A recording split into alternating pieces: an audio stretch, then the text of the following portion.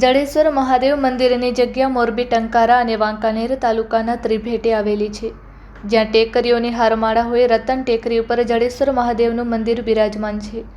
શ્રાવણ માસમાં અહીં 30 દિવસ સુધી બ્રહ્મભોજન કરાવાય છે.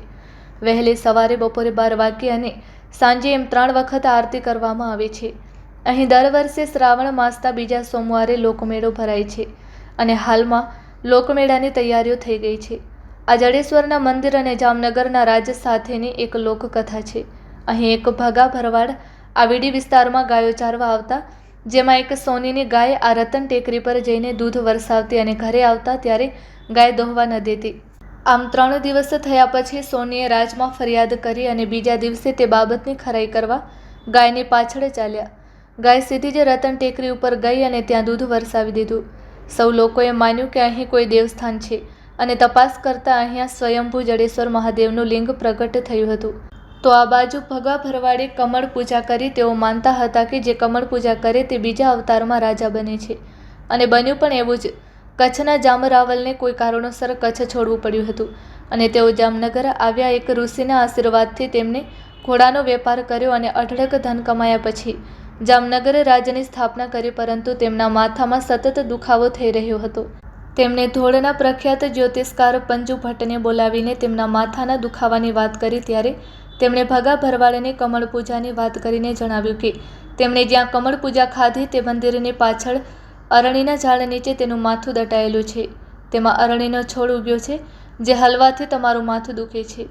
આ વાતની ખરાઈ કરવામાં આવી અને હાલના રતન ટેકરી ઉપર અરણીના ઝાડ નીચે માથું હતું તે મળી આવતા એક શ્રદ્ધાનો વિષય બની ગયો હતો અને આજે તો દેશભરમાંથી લોકો આ જડેશ્વર મહાદેવના મંદિરે દર્શન કરવા આવે છે અને દર્શન કરીને ધન્યતા અનુભવે છે. Report by Shrikant Patel, Kutch Care News, Morbi. રમણીય મંદિર છે. આનો ઇતિહાસ અહીં ટીંબા, જામનગર અને કચ્છ કેરા સાથે જોડાયેલો છે. મહાદેવજીનું પ્રાગટ્ય આજથી 850 વર્ષ પહેલાં લગભગ થયેલ એવું કહેવાય છે. અહીંયા શ્રાવણ માસમાં 100 થી 125 ભૂદેવો આખો મહિનો રહી ભક્તિભાવથી પૂજન અર્ચન કરે છે. તેઓને સવાર સાંજ ત્યાં પ્રસાદ પણ આપવામાં આવે છે. તમામ સુવિધાઓ કોઈ પણ ચાર્જ લીધા વગર આપવામાં આવે છે. તદુપરાંત અહીંયા જે કાંઈ ભાવિકો આવે છે તેના માટે પણ અલગ પ્રસાદની વ્યવસ્થા રાખેલ છે. તેનો પણ કોઈ ચાર્જ રાખવામાં આવે નથી. શ્રાવણ માસના બીજા સોમવારે દાદાનો પ્રાગટ્ય દિવસ હોય એક લોક સાંસ્કૃતિક મેળાનું સંસ્થા તરફથી આયોજન કરવામાં આવે છે. જે મેળા સમિતિ દ્વારા કરવામાં આવે છે. જગતરામ વ્યાસ 40-45 વર્ષથી અહીંયા દાદાની સેવા કરું છું. આ દાદાનું મંદિર એ બહુ પુરાણી મંદિર છે. જામનગર જામ સાહેબ સાથે સંકળાયેલો આ ઇતિહાસ છે.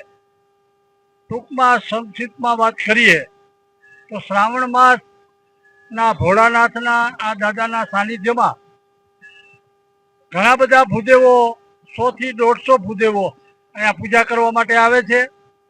એને રહેવાની, જમવાની તમામ સુવિધા, એક પણ કાંઈ પણ નિઃશુલ્ક સેવા આપે છે. અહીંના જગ્યાના પૂજ્યપાઠ મહંત શ્રી રતિલાલજી મહારાજ, લઘુમાં જીતેન્દ્ર પ્રસાદ બાપુ, ચા પાણી આવેલા દરેક યાત્રિકોને સવારથી સાંજ સુધી ચા પાણીની પણ પ્રસાદી ચાલુ છે.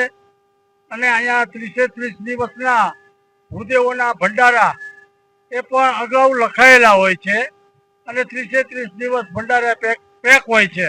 એટલે બ્રાહ્મણને જમાડવા માટે અને દર્શનાર્થીઓ જે આવે છે કાયમના 200, 500, 1000 એવા શનિ રવિમાં પણ વધી જાય માણસો, 1000-1500 થઈ જાય તો એની તમામ ખર્ચ, જમાડવાનો ખર્ચ સંસ્થા તરફથી આપવામાં આવે છે.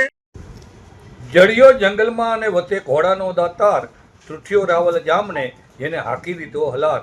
જડિયો એટલે સ્વયંભૂ જડેશ્વર મહાદેવનું મંદિર, જે મોરબી, ટંકારા અને વાંકાનેરના ત્રિભેટે આવેલા રતન ટેકરી પર બિરાજમાન જડેશ્વર મહાદેવ મંદિર છે. જે મંદિર સાથે જામનગરના જામરાવલ સાથે ઇતિહાસ જોડાયેલો છે. જામરાવલને માથામાં સતત દુખાવો થતો હતો. તેમને ધ્રોલના પંજુ ભટ્ટને બોલાવી અને માથાના દુખાવાનું કારણ પૂછ્યું. ત્યારે તેમને પૂર્વ અવતારમાં ભગા ભરવાડે કમળ પૂજા ખાધી અને તેમનું માથું મંદિરની બાજુમાં ઉગેલ અરણીના ઝાડ સાથે પડ્યું છે અને જેમાં અરણી ઉગી છે જે હાલે છે એટલે તમારું માથું દુખે છે આવી વાત કરી ત્યારે જામ રાવલ તુરત જ રતન ટેકરીએ પહોંચ્યા, જ્યાં મહાદેવના દર્શન કર્યા અને અરણીના ઝાડ નીચેથી જે ખોપરી હતી દૂર કરાવી, તેની વિધિ કરાવી અને તે પછી તેમના માથાનો દુખાવો બંધ થયો. આવી એક વાત જોડાયેલી આ જડેશ્વર મહાદેવના મંદિર સાથે છે અને જેમાં દર વર્ષે બીજા સોમવારે લોકમેળો ભરાય છે અને આ વખતે પણ એની પૂર્વ તૈયારી થઈ ગઈ છે. અનેક લોકો દેશ વિદેશથી પણ અહીંયા આ જડેશ્વર મહાદેવના મંદિરે દર્શન કરવા આવે છે અને દર્શન કરી ધન્યતા અનુભવે છે. શ્રીકાંત પટેલ, કચ્છ કે ન્યૂઝ, મોરબી.